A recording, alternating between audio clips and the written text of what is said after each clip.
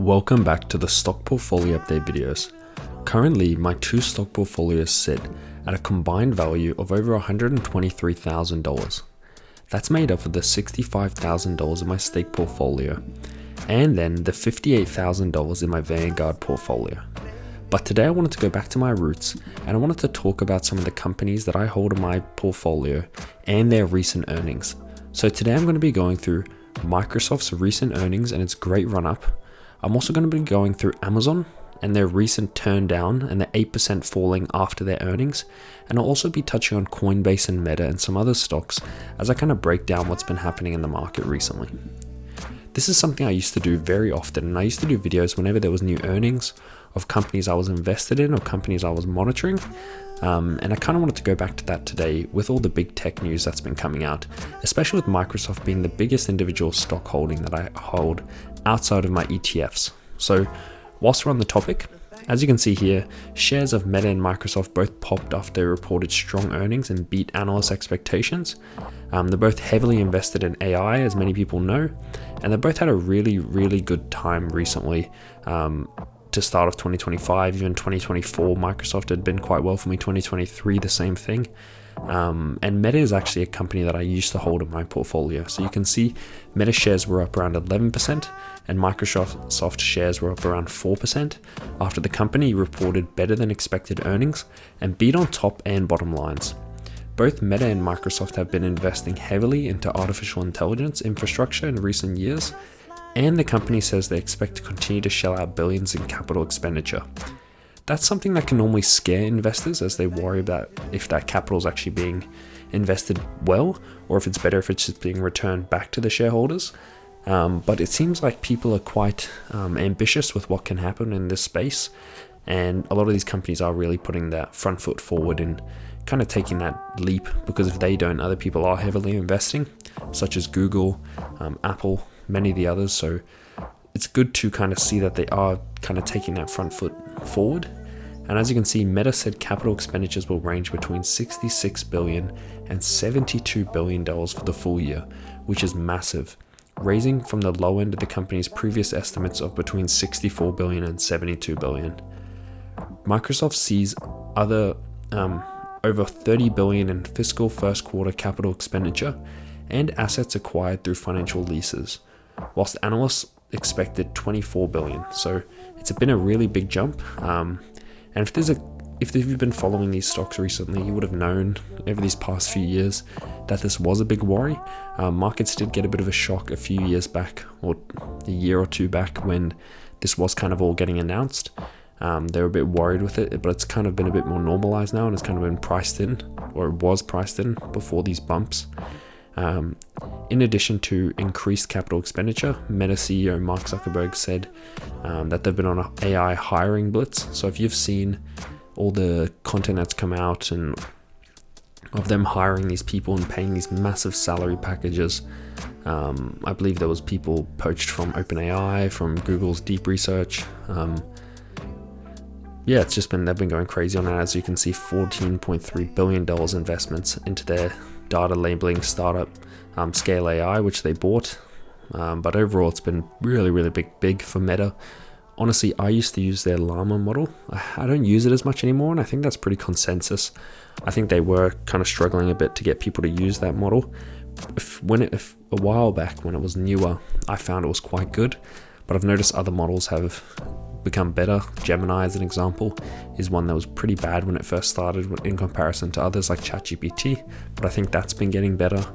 And obviously it's a very competitive industry at the moment to kind of get users to come to their interface and use their AI models that they are heavily investing in.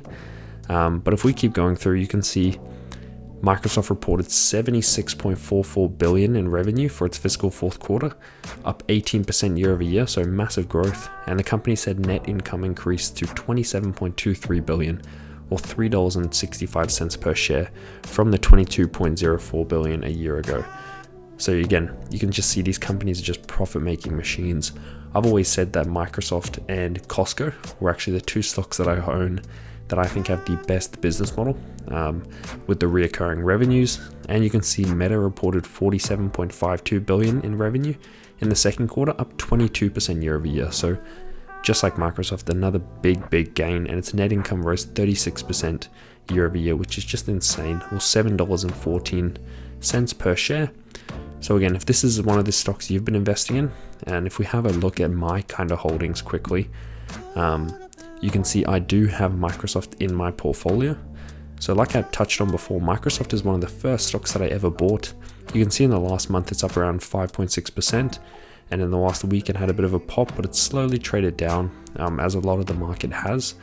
And I'm up around 66.8% in my Microsoft position, and I have around $7.1 thousand USD, or around 13.6 shares. So again, this is one of my original holdings.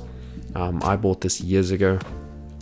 I was heavily investing in 2022 when it had this dip, and then it really carried my portfolio through 2023 and 2024 before kind of trading flat towards the back end of 24 and start of 25. But again, it's come back up now.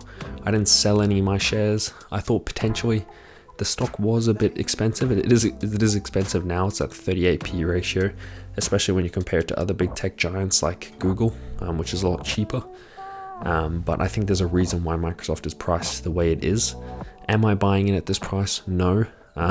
Do I think it's a great company still? Yes. Am I going to sell any of it? Not at the moment. But yeah, this is one of my original holdings, and I still think it's a great company to hold, and that I have exposure to. Again, in VOO, in other ETFs, I have exposure to Microsoft, so I think it's a great company going forward.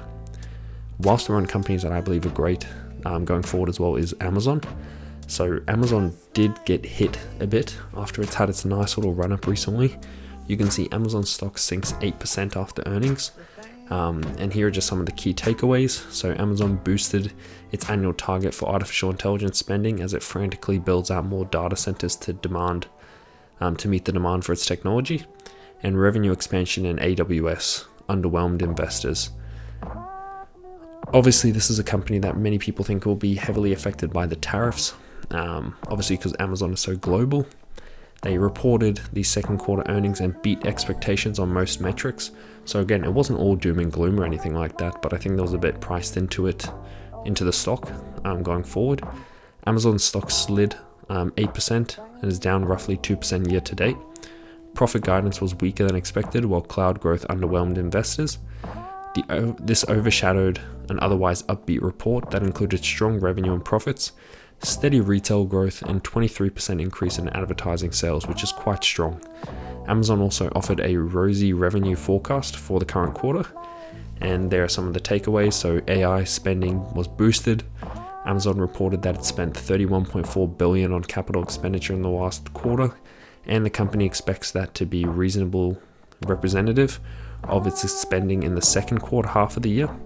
And in the first quarter, Amazon's capital expenditure exceeded $24 billion. So again, like we were seeing with Meta and Microsoft, this is common amongst the big tech stocks at the moment. They're really heavily investing into their capital expenditure to kind of build out what's necessary for this artificial intelligence kind of boom that we're having at the moment.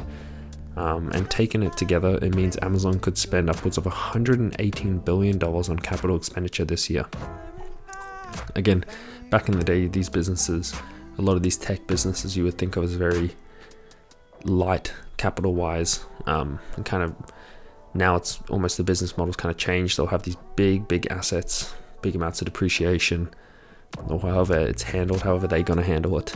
But it should be quite interesting to see as just an outside investor. Again, I think long term, it's good that Amazon is investing. I don't want it to get stale. And like I believe it was Jeff Bezos had said in lots of his previous letters that he used to do, they're always focused on being in the future. And if that affects the short-term earnings or things like that, they're not too worried about that. They want to keep a long-term outlook to see the kind of benefits over the long term, which is, again, that's the same as me. One quarter doesn't really phase my investment horizon. I'm quite young, fortunately.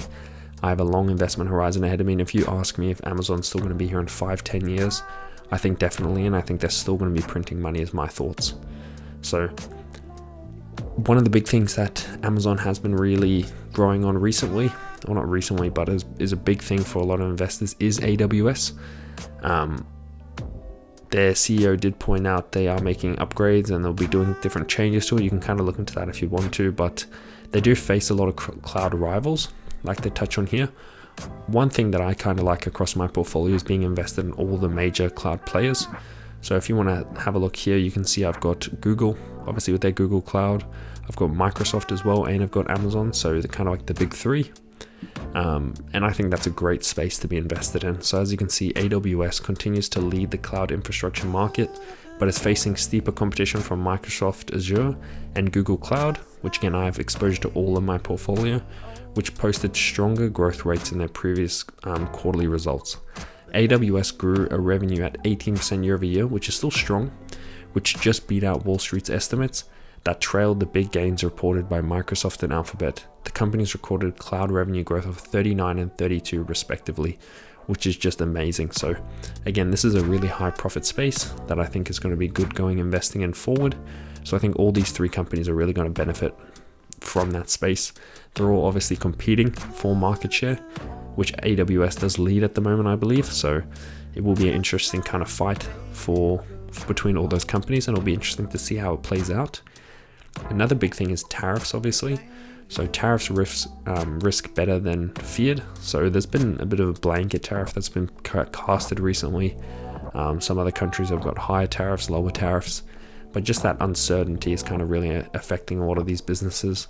They don't really know where to invest, what to buy. They're kind of holding off on things while this all gets sorted.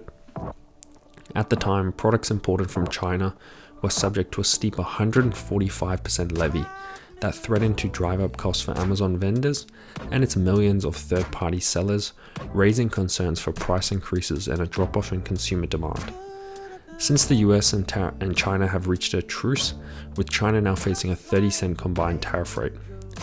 Amazon's latest earnings show that the company seemed to be navigating the tariffs and shifting trade policies better than Wall Street had feared, and sales in its online store topped analyst projections and grew 11% year over year, while sellers' services revenue also beat expectations. So as you can see, they're still doing well, but there is just this looming kind of gloom over the top of Amazon with fears about what might happen if these tariff wars and things like that continue to kind of escalate or carry on. But again, this is all potential short-term effects. Amazon has been a business that's been around for a long time. It will continue to be around for a long time.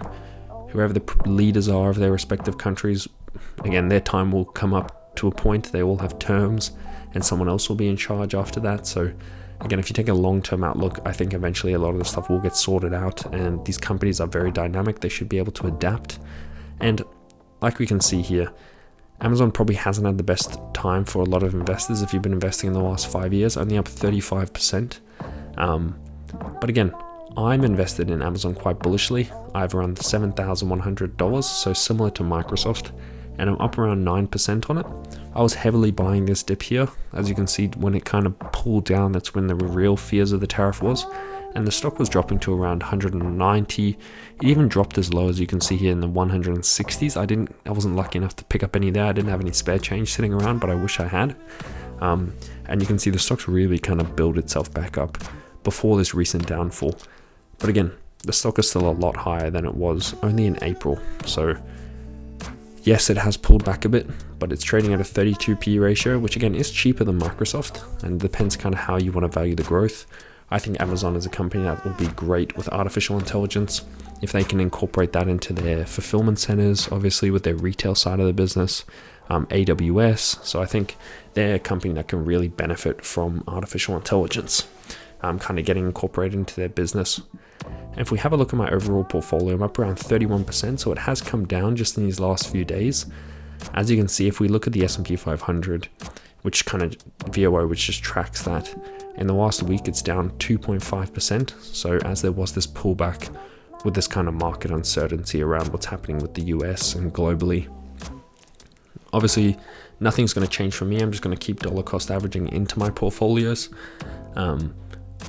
Yeah, my investment, I've had years where I was down 20%, like 2022, my portfolio, and I've had years where it was up in the big green. So I just try to keep a long-term outlook and buy companies I believe in long-term. So even if we look at my Vanguard account as an example, you can see I have two main ETFs here. VLC, which is sitting at around 10,700, which I'm potentially going to sell out of hopefully soon, as I kind of use that money towards a house deposit. And then VGS, which is my biggest position across all my portfolios at nearly $50,000, and that just kind of tracks the international share market, and that's done quite good recently. It gives me a bit more diversification, and you can see this portfolio is getting closer and closer to hitting 60,000, which is quite nice. I've been kind of working quite hard investing money over the recent years, every single fortnight, every month, so it's kind of nice to see the fruits of my labor over time. And whilst we're talking about that, we can also touch on my Excel spreadsheet. So as you can see, this is kind of how the portfolio is looking. Nothing's changed in terms of my holdings. I did, since the last video, I updated my July amounts, obviously because I have to wait till the end of the month to update those. So if we just have a look at my portfolios, it's been great for me. Last month was a great month for me. You can see my stake portfolio went from 61,300 all the way up to 66,500. So big gains. My Vanguard portfolio went from 54,000 to 58,000. So again, $4,000 there. So really good month for me across both the portfolios. And if you look at historically, you can see just the upwards trajectory over time. Again, a lot of this is deposits as I've dollar cost averaged in, but more and more now as the portfolio gets bigger, it's moved a lot more by market movements. So as the snowball effect kind of comes in, my dividends are getting bigger. Whilst we talk about dividends, last month was my biggest ever dividend month, I believe. So as you can see here, I got $481 in my Vanguard portfolio in dividends, and I got $48 in my stake portfolio, that is USD. So yeah, I think I'm well on track to hopefully hit $2,000 in dividends this year. If we have a look at my 2025 amount, you can see it's probably going to get there hopefully by the end of the year. I'll have one more dividend from my Vanguard account, which is hopefully, let's say, $400 again, and then plus my stake amount, which is in USDs. I should comfortably hit the $2,000 mark that I aimed for at the start of the year. And what this means is, even though I'm not a dividend investor, it just means I can dollar cost average and put that money back into my portfolio as that snowball effect that many investors talk about, and it can just grow my portfolios over time. So it's almost like another form of deposits into my portfolio, because I don't need to take that money out. I don't need that money at the moment. It's much better just going right back into my investments. And whilst we're talking about my investments, I also did want to talk about another type of investments that I don't really own any, but it is good to sometimes follow and keep on track of. And we can talk about Coinbase. So Coinbase shares tumbled as the second quarter revenue disappointed.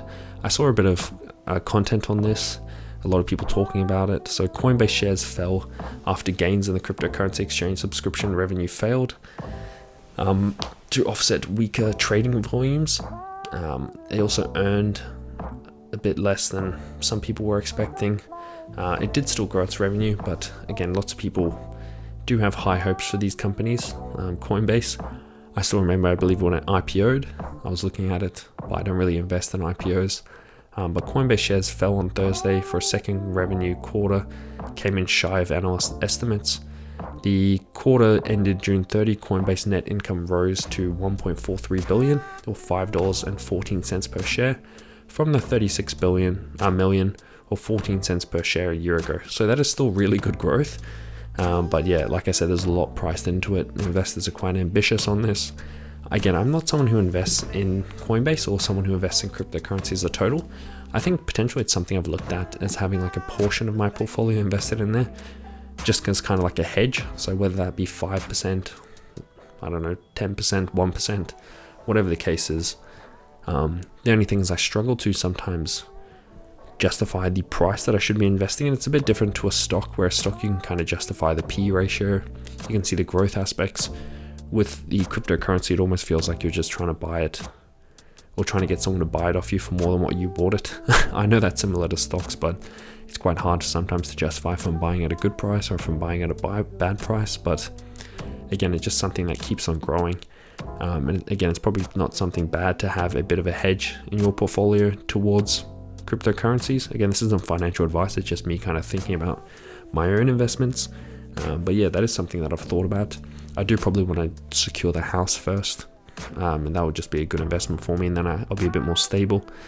But yeah, that's kind of how my investment portfolio is going recently. It did drop from last week just with these recent kind of kerfuffle that's been happening with a lot of the tariffs. But again, next week I will be getting money into my account, so I will be investing again some more money, and hopefully I can work on hitting that $125,000 mark that I just missed out on last week. So that's a big goal of mine. Feel free to share how your stock portfolios are doing and what you're doing with your investments, and your thoughts on the recent big tech earnings. And that's all from me now. Cheers.